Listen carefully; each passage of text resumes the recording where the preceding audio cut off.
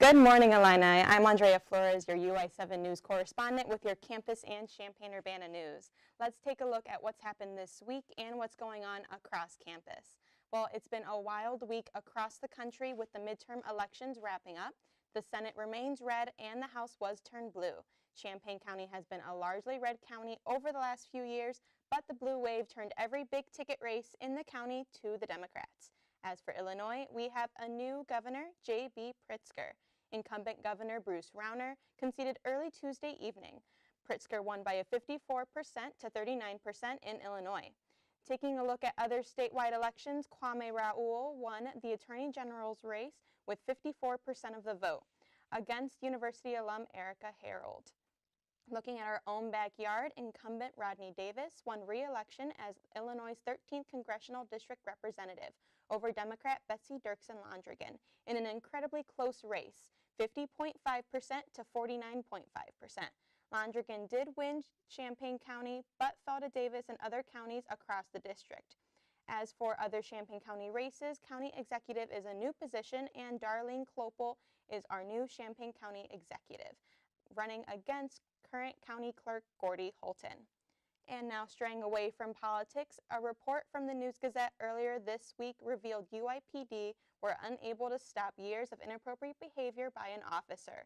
A Title IX complaint was filed against veteran training officer Brian Tyson in 2015. The department began an internal investigation in 2017, which the university's Title IX office later took over. Tyson was accused of various inappropriate behavior by different female colleagues, like playing with their hair, hugging them, and sexually suggestive conversations. UIPD has condemned his behavior. I believe so, because I want to make it clear that everyone understands that this type of behavior will not be tolerated and it's unacceptable. Anybody who's a victim or a witness should report it. And I want them to feel comfortable that they can come to me as well if they don't want to go to their immediate supervisor. He has denied any wrongdoing in a statement to the News Gazette. His behavior did not violate any sexual misconduct policy, according to the investigation, and he is no longer working on the training staff, and he is currently in a disciplinary department program. In other campus news, it's been a big week for Fighting Illini sports. Just last night, the men's basketball team kicked off their season at the State Farm Center against the Evansville Purple Aces. The Fighting Illini were victorious in this first game, beating the Purple Aces 99-60. The team held a solid lead for most of their debut game.